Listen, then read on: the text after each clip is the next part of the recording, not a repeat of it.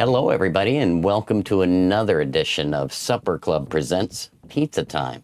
Tonight, Rothbauerw joins me, otherwise known as, I'll let him tell you. But my name is Marty, and I'm your host, and it wouldn't be pizza time without pizza. Tonight, I have grapevine pizza. You heard it through the grapevine. I haven't taken a bite yet, but I'll let you know how it is. Mr. Rothbauerw, would you share your pizza choice and maybe, if you don't mind, tell me your name and where your nickname comes from?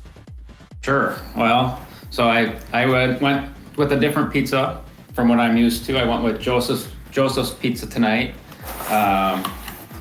Local, very close. Oops, there you go. You can see that. I actually ate half my pizza already.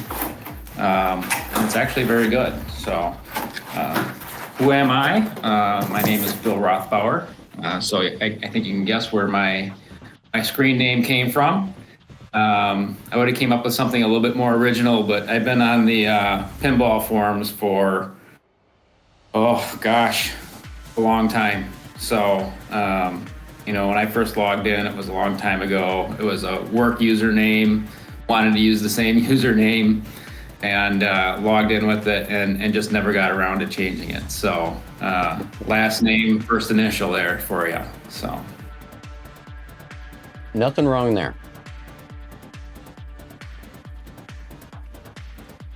So I a little bit more about, I can keep talking. So a little bit more about me. I just watched Uncle Paulie's interview a little while ago, and I found it interesting that there were a lot of similarities between him and I. I'm a mechanical engineer by education, and I spent the first few years of my career working for an aerospace company, and my job was simulating physical systems, so fluid flow, stress, and I do that writing computer programs, Excel programs.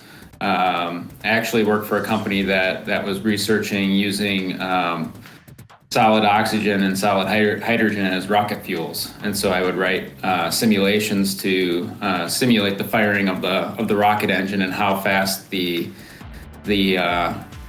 rocket fuel would burn through, and how much thrust the engine would produce, and that sort of thing. And I really enjoyed that, but kind of got out of it because we were doing a lot of research for NASA and for the Department of Defense, and I found that we were spending more of our time doing documentation than actually doing engineering work. And and so I kind of went a different direction after that. So It is a small world. I've met a lot of engineers in this business, but I've also met people that are so far removed from that you wouldn't think they would be interested in pinball, but we'll get to that another night. Yeah. Go ahead. Family-wise, I've been married for 30 years. We have 3 kids, all grown and out of the house.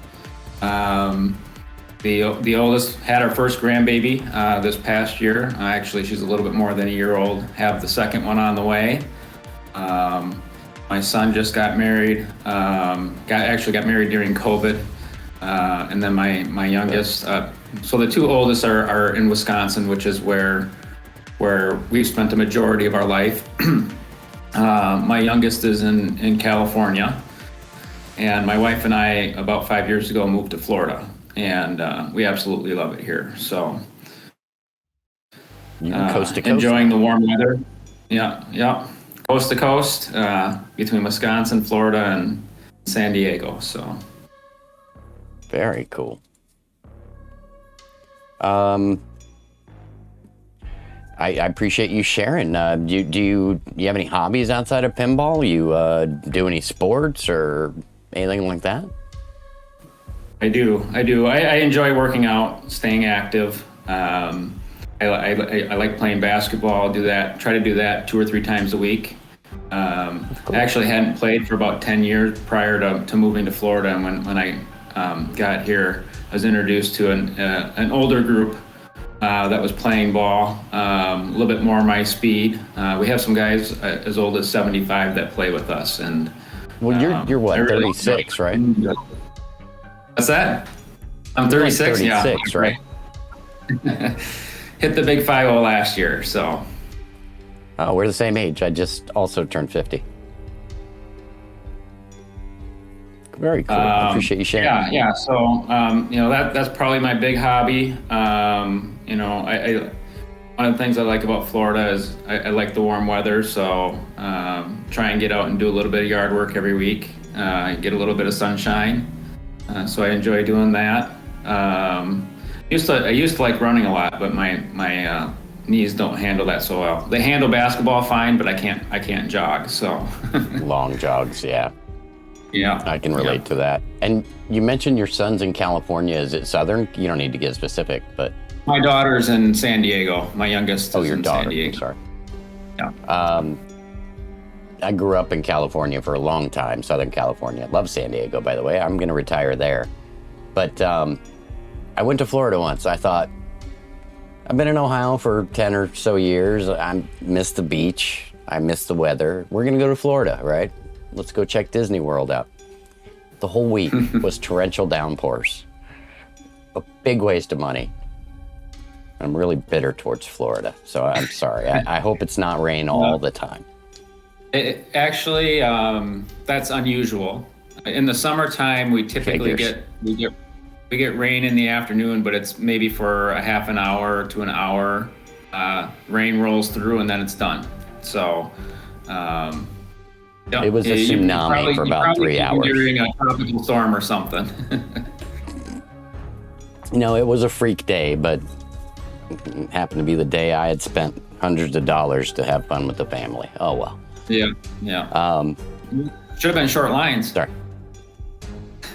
Yeah. When it started, we had to get out of there. We were wet. I'm sorry. I'm bitter about Florida. I wanted to love it. Well, we've been showing your content down there in the bottom of the screen, but I first reached out to you. I didn't really know what I was in for. I didn't know how long you'd been in the hobby. I was aware of what you'd created, but I wasn't aware of how much you had collaborated. So let's focus on what you've pumped out on your own first. You have a varied selection of titles, range from classics like Bally's Star Trek, Big Shot, Flash Gordon, Jive Time, all the way up to more modern offerings like Pinball Magic and Teed Off. What drives you to pick and lead a project? Are these tables you particularly love? Yeah, for me, it's about tables that, I have some kind of a history with. The Star Trek Bally, for example, that's a table that my brother used to do a lot of car work for me. Whenever I had some car problems, he would do the work for me, and as a thank you, I got my hands on a Star Trek Bally and gifted that to him, and that kind of started us off on the hobby of buying pinball machines. But there's a few that we bought and we refurbished, when we were kids, we had a Jive Time in the basement. So pinball's always kind of been a thing that we've done as a family, and so the Jive Time has a close place in my heart because we grew up with one. Actually, that's the second one. Maybe it was the third one we bought, but we bought a Jive Time and completely refurbished it. It was in pretty rough shape. Repainted the play field, completely stripped down the cabinet and re-stenciled it. And it was a fun project. We enjoyed doing that together. Teed Off for me was one where, both of my brothers and I would go down to the local bar and just dump quarters into that and hang out together and play pinball. And so, for me, a lot of it has to do with memories with my family and spending time with my family, and so that's what drives a lot of it. My brother also had a Flash Gordon that we refurbished.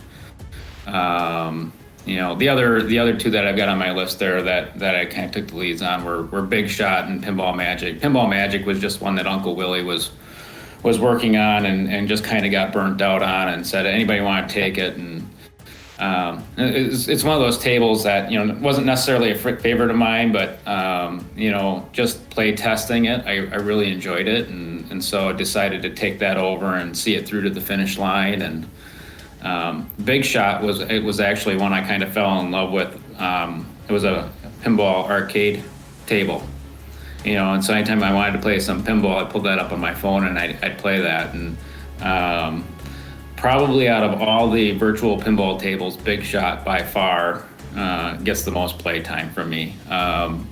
Mostly because it's a table where, hey, if you want to just play a couple of games, you can play a couple of games, 5-10 minutes and go do something else, and still have a good time, just batting the ball around. So, some of the newer machines, I owned a Doctor Who for many years, big Doctor Who fan. Me too. That might be my favorite table of all pinballs is Doctor Who. But you play a game of Doctor Who, you get a good game, you might be playing for an hour. Yeah. And something like Big Shot, it's not going to take you longer than 5 minutes. So. That makes sense. I was curious about Pinball Magic because it's a Capcom game. I'm makes more sense that you say you took it over from Uncle Willie, but I'm like, did he play that with his brother? I mean, that would be weird. No, I've actually never played a real Pinball Magic. I have, and I was surprised how much I liked it because it gets a lot of crap. It's clone of theater magic, or trying to be like that is what I hear often. But I have some fun with that table. I appreciate you working on it. It's not as bad as people make it out. Yeah. It's got a good theme and a good. The modes are, in my opinion, are challenging and enjoyable. Yeah, and it's got some decent sound design and flow to it. So I actually like Pinball Magic better than I like Theater Magic. You may have to fight somebody over those words. But I might. Theater Magic is it's a great looking table, but it's not very deep. No. You make a couple of shots over and over and over again on that one, and there's a good variety of play, I think, on Pinball. But it's new player friendly too. It is. It definitely is. Yeah. You started to answer my next question, but let's go a little deeper with it. So I always ask creators if they play virtual or real pinball still. For you, I know you did it as a youth, and it sounds like you fire up Big Shot and Pinball Magic and some others every now and then, but do you get out and play pinball very often? Just curious. I wouldn't say often. Whenever my wife and I travel, I always do a search to see if there's a pinball place nearby where we're going, so that I can go spend a little bit of time and play some real pinball. When can I escape for 30 minutes? There's not a lot of good pinball here in Florida. There's a really nice place on the northeast side of Orlando, which is about a 2-hour drive away. So I don't get up there very often. I've been there a couple of times, and they've got a good selection of machines, but it's just such a long drive to find a good real pinball around here that it's usually when we're traveling or something else I get a chance to play a real machine. What about at home on the virtual? Do you play much? Like most of the folks you've had on here, I'm usually playing a lot when I'm building a table. Uncle Paulie's description was great. You might play a table 1,000 times and never complete a game, testing different pieces of it over and over and over again. Usually when I'm testing, I'll do that, but I will take a break and I'll try and get a full game in, or a few full games in. Every day when I'm working on it, just to take a break and enjoy the table. So I play the heck out of them when I'm working on them. And part of it's just to make sure there's no issues, stuck balls, everything's working, the switches are all working the way they're supposed to. If I'm going to play, I find it hard playing a lot of the more modern ones. Just going and saying, hey, I'm going to play some, let's say, we'll call it theater magic again. I don't go back and play theater magic, but I'll fire it up and I'll play some Star Trek Bally or some Big Shot or some Jive Time, and some people talk about how they get bored with the pinball machine after a while. For me, almost having such a large selection of machines to be able to play on virtual pinball is a downfall for me. I like playing one table and trying to improve and get a higher score. That's what I enjoy about pinballs is the challenge of trying to, best your score and get to the next level.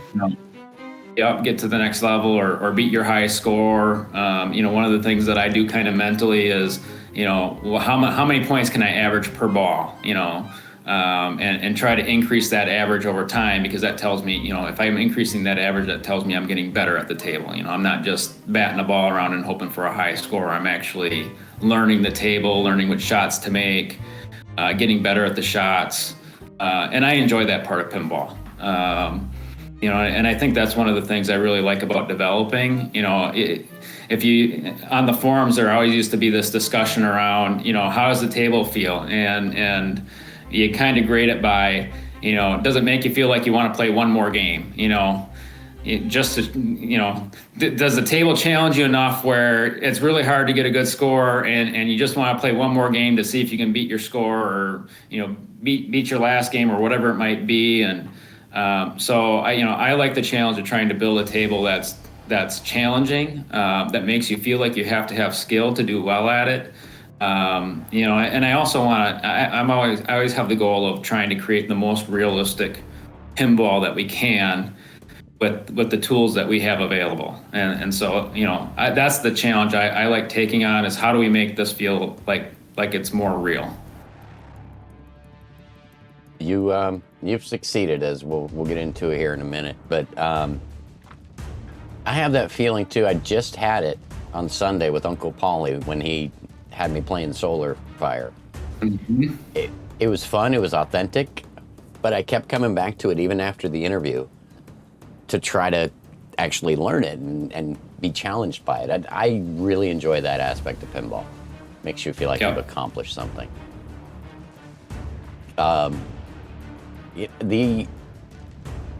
There were two things that we're going to get into next that really just, I went, wow, I have the godfather of pinball coming to interview with me. And you may not think so, but to me, humble me, who's been here 9 months and in putting the pedal to the metal, I didn't know that you have basically been a major contributor on almost every table I've downloaded or enjoyed over the years.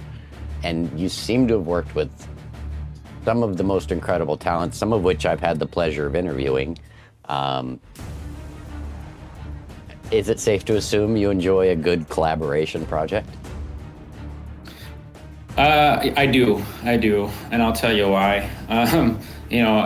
I enjoyed building some of these tables on my own, but I know my limitations. I have the ability to do some graphical design. I've been playing around with GIMP and the like for many years, but it's not something that I'm great at.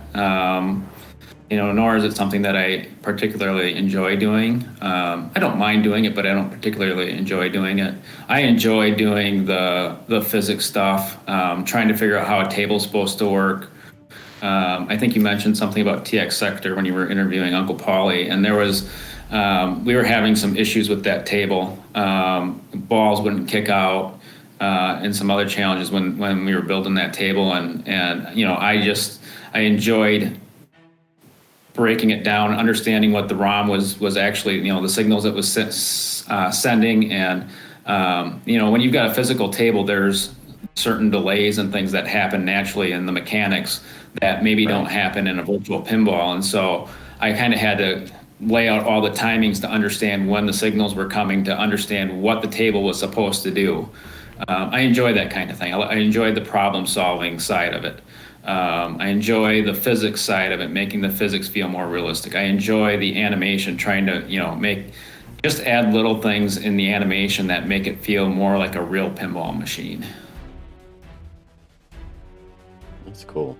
We'll get into some of those specifics too, I think, with the next question, because I want to take them one at a time. But you've worked a lot with Board, which we've had Adrian here interviewed. He seems to be one of your favorite collaborators. You guys did work together on Genie, Centaur, Magic Circle, which I can't find anymore, Space Time, Starjet, Space Shuttle, Pinbot, Jackbot. Thank you for Pinbot, by the way, one of my favorites of all time. And you also did some work on Bride of Pinbot with somebody else. But what's it like working with Adrian? You two seem like peas in a pod. Yeah, we get along really well together. We've got a good synergy in our skill sets, and I think we think about pinball very similarly. So, he's got all the blender skills, which I've got zero of. He makes tables look fantastic, and he also wants them to play great. I've had discussion. I don't know if I've had this discussion with Board, but I've had it with a number of people where, I see a great looking table, I download it, and I play it, and if it doesn't play a certain way, it's like, it looks great, but it doesn't play right. And so, we've kind of collaborated together to try to achieve, tables that play right. And some of these that you listed off, they're EM. So we've got to look and try and figure out what the rule set is, how the mechanics are supposed to work, because it's not ROM driven, it's all scripted. And so, we both have the desire to make them, play more like the real pinball machine and follow the appropriate rule set and the scoring and so on and so forth. So, and he's very easy to work with. I think we do a good job of allowing each other our own artistic freedoms. That's hard to find a balance. Yeah. So he's always been great to work with. He and I have been trying to get together to meet face to face. We actually had something pretty solid in place, and then COVID came through and disrupted all of that, and we haven't been able to get anything back on the calendar. But I'd love to sit down with Adrian at some point and meet him and just have a good chat with him, other than through the Discord or the forums or whatever. Have you even seen each other outside of the face interview? to face? No. Outside of the interview, no. So he'll get to meet you tonight. Yeah. So that's one of the great things. I'm very appreciative of you doing these interviews so we can meet the people that we're actually working with here. It's great. Love watching the interviews, getting to know these guys a little bit more personally, as opposed to just collaborating and working on projects together, which is always fun, but it's nice to see the other side of them as well. I'm amazed how much you guys don't know about each other. Every interview, you've seen it. Somebody's like, wow, I didn't realize he was just like me, or oh, he brews beer? He plays guitar? Yeah. This is fun. And edutainment. I mean, I'm truly learning something new every day. I'm not going to go author by author here, but I do want to key in on a couple.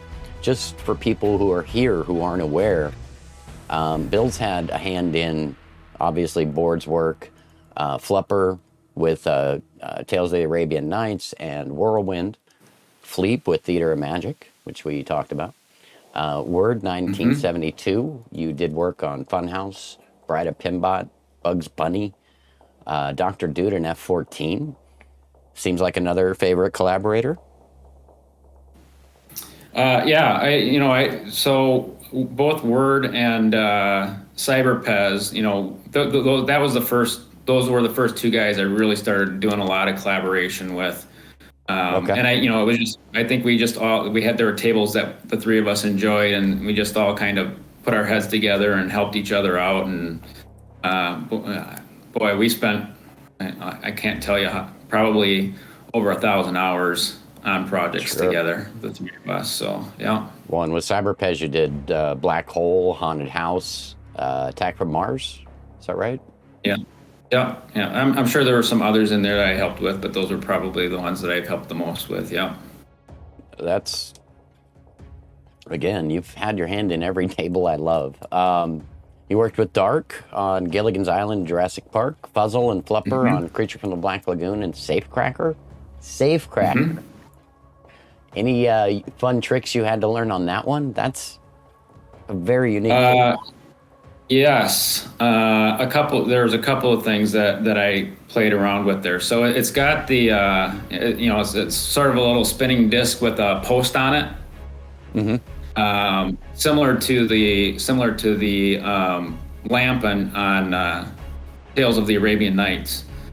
And there was code that kind of simulated the behavior, but it was very heavy script wise, and if you really got that disc spinning, it would bog the table down, and the behavior of the ball wasn't was close to reality, but not close enough for me. And so I completely rebuilt that to behave more like a real pinball toy, if you will. I actually took I took a ball and made it invisible and placed it where the post was supposed to be. So anytime the ball in play hits that post, it bounces off that ball the way it would bounce off a post. And then there's a bunch of momentum calculations in there to determine how much would that collision make that disc spin. And so by doing that, I was able to get much more realistic behavior out of that disc. And that was a fun project. The other thing it has, it's got one of those, I don't know what you call a variable target, where you hit the target and it locks in place a certain depth depending upon how hard you hit it. I know what you're talking about. Yeah. There's some decent solutions out there for that, but I kind of rewrote that to be, a little bit more to my liking and a little bit more smooth. I think some of the solutions out there tend to be a little bit choppy in the animation, and I was able to write something that was a little bit more smooth, and I felt a little bit more realistic. So, see, kids, you do use math. Stay in school. That's one of the fun parts that I enjoy is actually taking and you talk about like on Tales of Arabian Nights, you've got the genie, and when you hit the genie, he rocks back and forth, and I actually when I am working on these, I'll go out and I'll pull out physics equations that simulate that kind of behavior. And build that into the script. So they're actually driven by physics equations. The animations are driven by physics equations.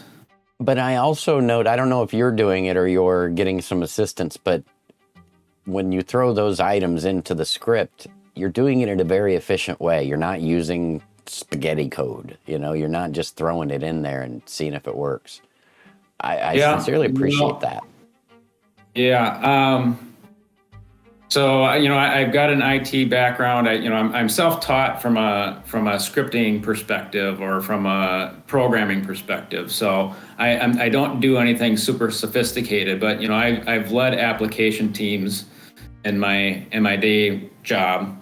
Don't do it anymore, but I used to. And my objective in doing that was always to try to make sure that our code was as clean and easy to follow as possible. So if something broke, if I wrote it, somebody else could take a look at it and figure it out in 30 seconds and figure out what went wrong and what needs to get fixed. And when I'm scripting these tables, that's always my objective is how can I make this super easy for somebody else to understand. So if they ever have to fix it or they want to borrow this or put it in a different table, it's really easy for them to do that. Well, for what it's worth, doing my research, I noticed how well you were documenting where you put things in. It was easy to tell where your contributions were, and the code was a pleasure too. see what you were trying to accomplish. I don't understand all of it, but one of my other colleagues that streams with me, Paladin Arcade, mentioned something similar as well. So great work. So next up, your favorite. You worked with Slider Point on Doctor Who. Any favorite things you want to mention there before I move on to Schizo?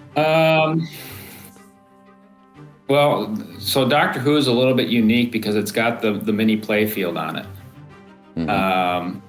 And the one of the things in owning that table for many years that I knew was a characteristic of that table is that you could hit a ball into one of the lock when the play field was down, and it would start going up, and it would kick the ball out while the mini play field was moving up.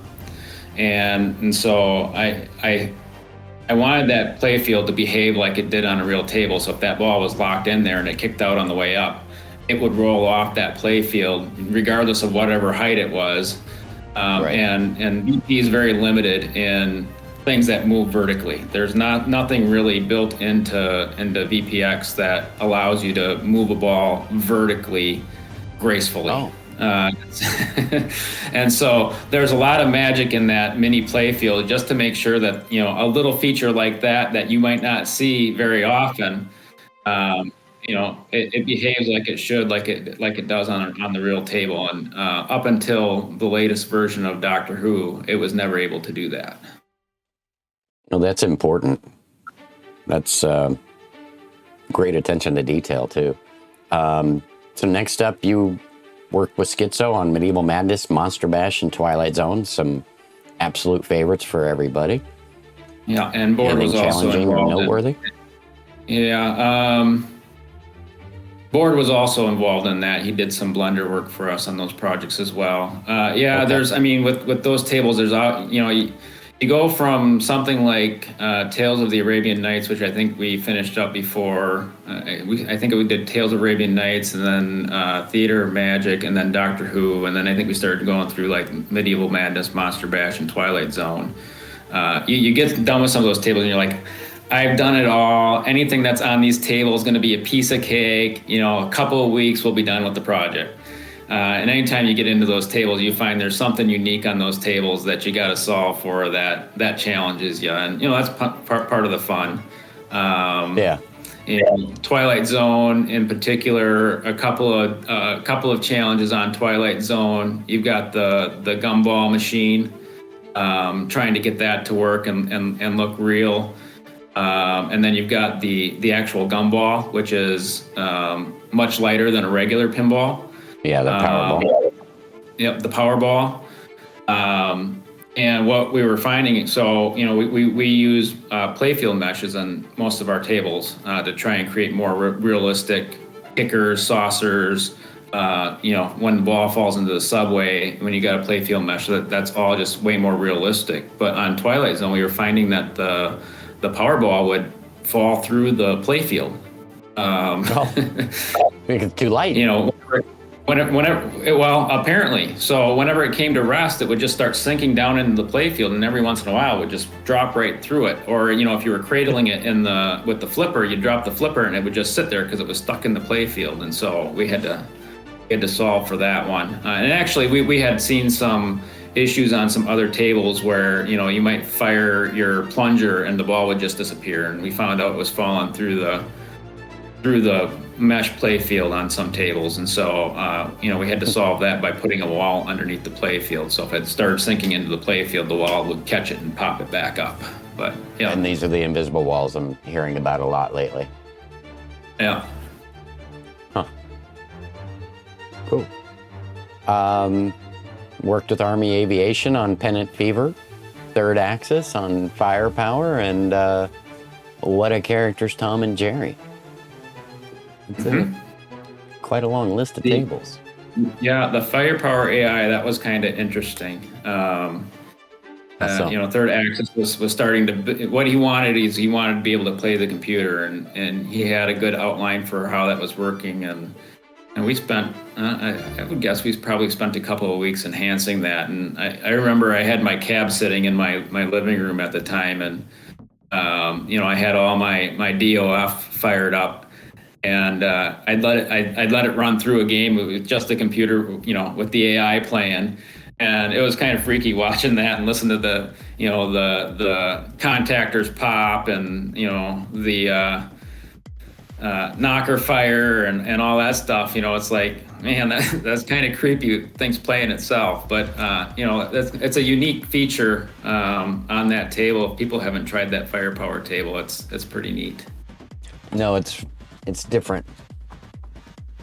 Definitely a little freaky. Excuse me.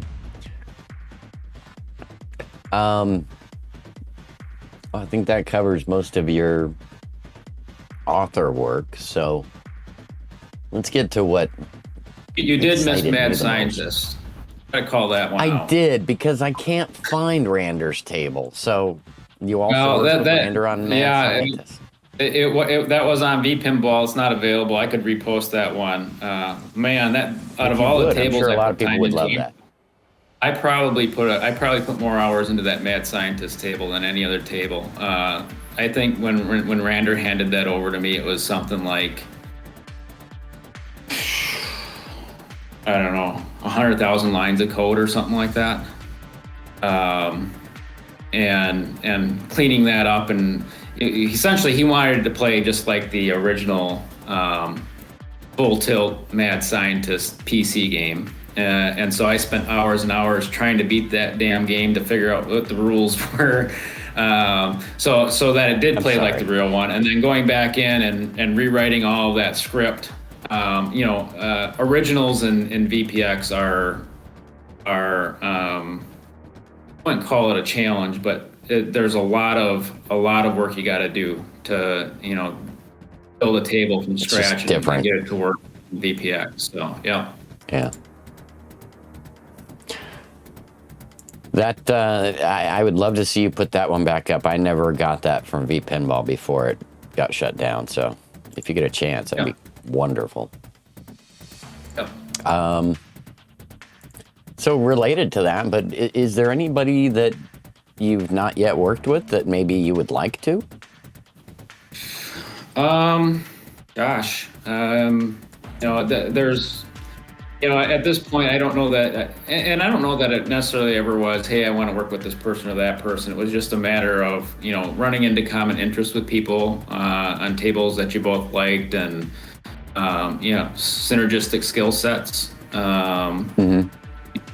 I think I work well with just about anybody. So, it's just a matter of, do we have a common interest, and are we working on a similar project? So, but as we move through a little bit further here, we'll kind of talk about, one of my goals is to build things in a way, we talked about it a little bit already, but, I built a number of tutorials so that, I don't necessarily have to be involved in every project. I try to build tutorials so others can learn how to do this and build same quality of tables that we do by following the tutorials. I talked a little bit about the Nfozzy stuff. I think that was my first tutorial, was how to implement the Nfozzy flipper trajectory stuff, the flipper tricks code that I wrote, building a tutorial around that, and then just physics in general. I think the great thing about a lot of the research we've done around the physics is that you don't have to tweak them very much, if at all. If you just follow the standard physics settings that we outline in the tutorials, you can apply it to a table, and if the geometry and everything's placed correctly, the table will play unbelievably close to what a real pinball will play. And that was always kind of the goal, is to say, as opposed to spending all this time trying to tweak, the different physics for each material and trying to get it right, just apply what we've researched and found works, and don't worry about the rest of that. And as long as you've got everything else where it's supposed to be, it'll play great. Well, and I started talking to you before the interview, and you told me what you were doing, but I mean, let's talk a little bit about the story of how you got involved with Nfozzy, what your contributions were there, if you don't mind, because when you were telling me that is a wonderful story. I'd like you to share that with everybody, if you don't mind. Yeah. So the Nfozzy stuff, Nfozzy's been doing some incredible stuff with physics for a long time, and a lot of people didn't recognize the work that he was doing. And he had a number of tables. He did Space Station, he did Scared Stiff, he did Terminator 2. And the first time I played this Terminator 2 table, I had just been, at a site where I was playing a real T2 table. And I remember sitting down and playing it, and I'm like, of all the tables, typically it used to be where you play a real table and then you play the VP table and you'd be like, okay, here are all the things that are different, physics and feel wise. And when I played that T2 table, I'm like, this feels so much like the real table. I had to start digging into what he was doing there. And flipper trajectories probably always been the biggest issue with VP prior to Nfozzy's flipper trajectory stuff. And that felt great. And also the way the ball just bounced around off the metal rails near the flipper, just how active the ball was. I started digging into that, and I had followed some of his threads on some of the forums where he was doing testing, where he would film. I remember, maybe this isn't true, but maybe I'm just making this up in my head, but I remember a thread where he was testing rubber elasticity. He would take a ball on a real table and he'd film it, and how high did it bounce, what was the inclination of the table, and then he'd do it in VP, and he would build these elasticity curves, and he actually wrote a script that creates a more sophisticated elasticity curve for rubbers, and that was part of the physics tutorials that I posted. But he was doing all this stuff, and I don't think anybody ever really recognized it. And he took a break from the hobby, and I after I played this T2 table, I'm like, this stuff is fantastic. I gotta understand it more. And I was working with Flupper at the time on Toten, and I wanted to use a lot of what he was doing on Toten, and so I started digging into it, and finding some things that maybe the trajectory correction was great, but I found that some of his curves weren't necessarily realistic, and so there was a lot of research that I did with real machines, trying to build the optimal correction curves for a different era of machines, and so I think he was always pretty close, but I probably put 1,000 hours of testing into various profiles, correction profiles, and the flipper tricks and all of that stuff, and just enhancing that. And so he was kind of gone from the scene, and so I just kind of took it over. But it was such a good feature, such a great improvement. Again, I wanted to make sure that others out there could leverage what I was learning and apply it to their own tables. And I'd written these tutorials on how to do all of this stuff. And I didn't ever think it was going to get any traction. And at some point, I had the physics tutorials. I actually did some standardization of the Fleep sounds as well after we did Theater of Magic, and wrote some tutorials on that, and created standard sound packages that people could download and upload that to their tables. But I kind of burned out, I think, after Theater of Magic, and I was gone for a little while, and I didn't really think anybody liked the physics all that much. I knew people liked the Fleep sounds, but I didn't know if anybody would ever look at the tutorials or anything. And then the VPW guys came along, and they're like, hey, can we use your tutorials? And you want to come join the VPW group, and we'd love your input and stuff. And those guys, it was exactly what I was hoping for. I didn't think it would ever happen, but they came in, they started using that, putting it on tables, enhancing it on their own, building new features into the flippers, for example. Added a few features of their own in there. Started building on it, adding new sounds to it. Now we've got ramp sounds and metal rail sounds that they've added to that we add to all the tables. So it's been great. They keep building on it. They keep updating it. And anybody that gets into the hobby that wants to do this stuff, it's all out there for them to use now. And that's was one of my goals. Didn't know if it ever would take get any traction, but if anything, that's the thing I'm probably the most proud of is making this available to other people to add. And I won't play a table unless it's got the Nfozzy and Flipper tricks on it. It's got to have it, otherwise.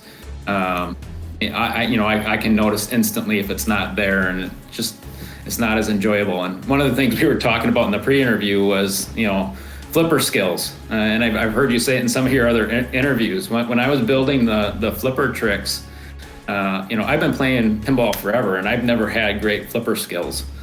But after developing and understanding how flippers work and how long it takes them to fall and how they behave when you do a light tap, and after developing that and just working on testing all this stuff and making sure it was working right, all of a sudden I went to play real pinball, and all of a sudden I had all this ball control. I could actually control the ball with the flippers. I wasn't just batting it around. It was incredible. It was kind of fun. No, it's very true, and my skill has only gone through the roof. I mean, it's amazing. And it can be applied to real pinball. So the cradle tap passes you've allowed me to do, all the different tricks. It's the post passes. You could maybe do a post pass previously, but not. In my opinion, it wasn't very. Not with control. It wasn't not with control, and not it compared to what a real pinball machine feels like. It didn't feel real at all. So it felt like a Hail Mary pass. Yeah. A bullet going from one flipper to the other. Yeah, definitely. That gets through the meat of my questions, except for what might be next for you. I mean, you're semi-retired. You've got a whole team of guys making things using the tools and templates and tutorials that you help make. What are you working on next? Well, so I spent a little bit of time going through, we're hoping to get a new update of Twilight Zone out with the new Blender toolkit. I went through and just did a review of all the physics there. There's been a lot of stuff we've added since we actually released that. And Twilight Zone was actually instrumental in us in what I feel is getting the correct trajectory profiles for flippers in place. That was one table that I tested a lot compared to the real machine, and found some deficiencies in the profiles than what we had previously. And so, but Is this the new unreleased one you're talking about? New unreleased one. So there's one that's been developed by VPW, requires 10.7.2. Yep, that's the one. Okay. So spent some time on physics on that one. Six Toe started working on Medieval Madness. I probably spend a little bit of time on that as they get closer to the end, just going through things and we might have to cut that out, Bill. That hasn't been revealed yet. Oh, I'm sorry. You might have to cut that out. I don't mind. I'll ask one of the things I'm really looking for, I'd like to build a cool VR room for Medieval Madness. Definitely. That's one of the things I do enjoy doing as well. Rod builds some pretty incredible VR rooms. I collaborated with him on the VR room for Teed Off. Absolutely love that VR room. I can just go and put the headset on and just look around that VR room and not even play pinball. Rod's incredible. You do good work too. He is. He's very incredible. He's got some cool new stuff coming out that he shared with me today too. So I'm not going to tell you about that. I don't mind. He's coming up. but I need to let him work because I'm premiering something he's working on in October. I'm sure you know what it is, but we can't. I found out today what it is. I found out today what it was. It's pretty cool. It's pretty cool. Yeah, and I'm heavily involved with that for what it's worth. So Okay. very much looking forward to October, and you should be too. Especially if you're going to give input on it. That's cool. Yeah. So the only other real project that I kind of have in my queue is Flash Gordon. I want to get an update out to that. That one's with board right now. When he gets around, no pressure, Adrian. Whenever you get time, don't go out of your way when you're ready. When he's done making beer. That's one that I'd like to get an update out to here in the not too distant What about future. VPE? Have you gotten involved with VPE yet? Yeah, I mean, involved a little bit, not a ton. I've been trying to help out with some of the physics stuff, trying to help port over some of the things that we've built, the flipper tricks, the flipper or the trajectory correction. We didn't talk about, I built some scripting around drop targets and stand-up targets to create a little bit more realistic behavior. We used to have to do hacks to, if you wanted to hit drop targets and knock down more than one at a time, get a double drop. Okay. I've enhanced the physics so it behaves more like a real drop target. The ball actually passes into the drop target, so you can hit more than one at a time. You can actually do what's the term that Borg Dog used to use for it? You can hit the ball so it kind of slides down a drop target bank. Yeah, and kind of daisy chains all the targets down. Yeah. You never would have been able to do that with the old physics. Now you can do that just like it would be on a real pinball. But we're building that into VPE. We're trying to take a look at playfield friction and how a ball should roll on the playfield, and trying to improve that. I think there's some deficiencies in the VPX code and on how that's handled. I also think there's some deficiencies in rebounds off walls and targets. I've noticed in testing some of that stuff that you hit a target and you at an angle you'd expect it to bounce off in the opposite direction. And, a lot of times it's bouncing back in the same direction. And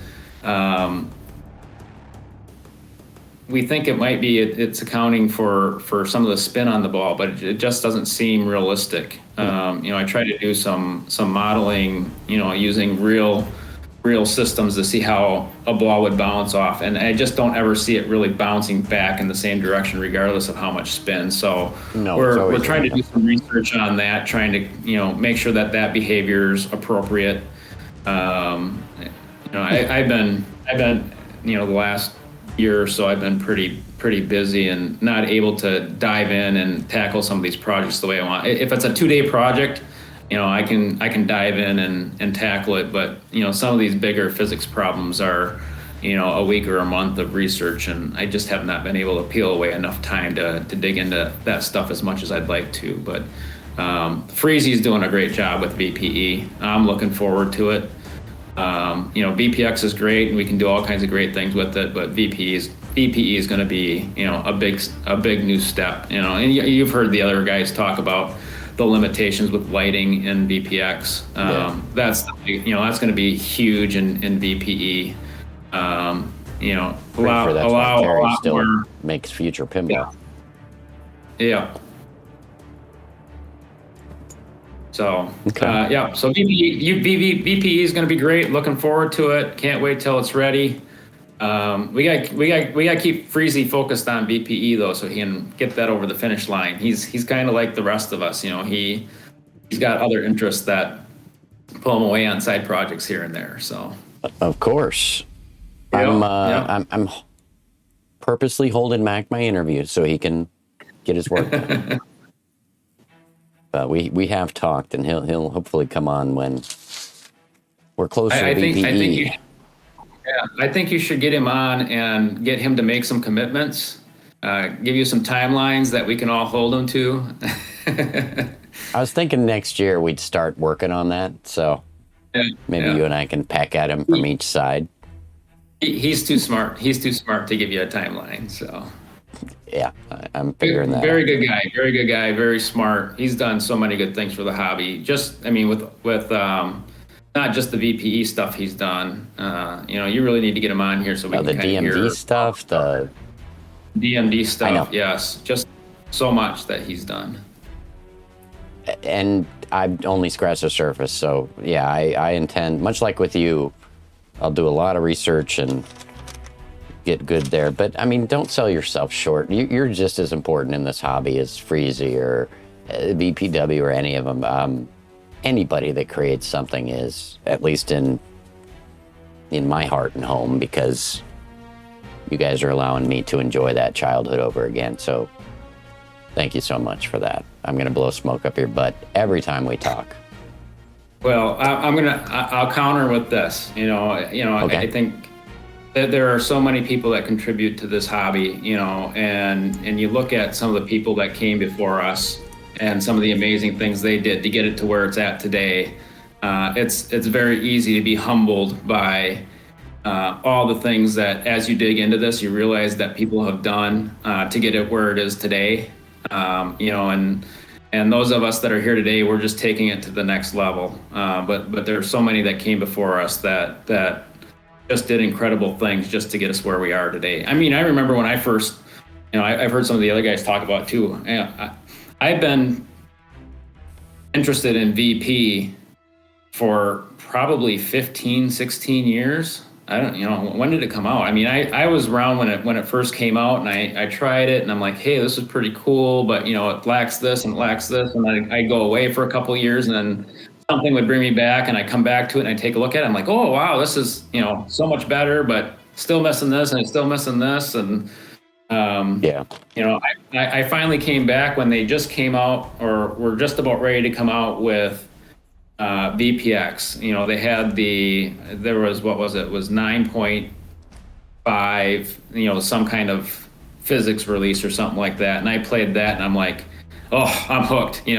This is pretty good now. And Right. and we've come so far even since then. But since the beginning of VPX, the enhancements and the improvement in the system is just incredible. And there's a lot of people that had a hand in that. No, and you're right. They deserve credit. We haven't seen a lot of those older authors in some time because they've retired from creating things, but they deserve just as much credit for putting up just as much effort as you or Freezy's doing today. And without that open source nature, we wouldn't have this hobby. Mm-hmm. Absolutely. Absolutely. So through this interview, you've mentioned it 3 separate times. I heard you're quite the big shot. Do you want to put that to a test and have a battle after the interview here? Absolutely. It's my most played game, so if I lose, I'm going to be really embarrassed, but I'm up for it. Well, I'm often embarrassed because I have a hard time letting a creator lose on their own table. But I'm going to give you a run for your money. I'm not going to make it easy. Do you have any final thoughts for the audience or anything else you want to get off your chest before we wrap up the interview portion? No, I mean, I think, again, thank you for doing these. It's great to get to know some of these other authors, contributors. I want to thank them for everything that they do. Enjoy working with all of them. That's part of what makes this hobby fun for me is getting to know these guys and work with these guys and get to see some of their talents. And it's nice to be able to leverage those talents and not try and do something that I'm not capable of. And we'll do a mediocre job of when it's kind of interesting. Talk a little bit about board here for a second, but he'll ask me to do something with a script or physics or something, and he'll send it over to me, and it'll take me 15 minutes, and I'll send it back to him, and he'd be like, I spent 2 days on that, and I'll send something over to him, blender wise, and I'll be like, I spent 2 days on this. 10 minutes later, he's sending me something over, exactly what I wanted, right? And over time, you just kind of learn, don't try and do it. Just send it to somebody that knows how to do it. And there are so many people with different talents in this hobby. And it's just a pleasure to work with them and get to see what they can do, and not have to try and do things that you're not good at or that you might not enjoy. Or that would be better served by somebody else who is an expert. Yeah, and they enjoy doing it. So, it's just been a real pleasure working with all of these guys. And, I'm a pretty low-key person. But when I start talking about pinball, people are like, I've never seen you this animated. And I'm like, it's because it's so much fun. And, a lot of it has to do with, the people that are involved in this hobby and my enjoyment of working with them and them making this an enjoyable experience for me. So you really just see very what they're talking about too. Yeah. I've noticed you animate since. Sorry. Oh, go ahead. I've just noticed how animated you got right about the time we started talking about collaboration with others. Your whole affect changed in a great way. Yeah. Well, thank you. I appreciate your time tonight. I'll see you on the battlefield. So thanks for joining me. All right, game on. Yep, and thanks to you for coming. Have a good night. If you're on YouTube, you probably will see the battle in a separate video. And we'll catch you next week on Pizza Time. Thank you, Bill. All right, thanks, Marty.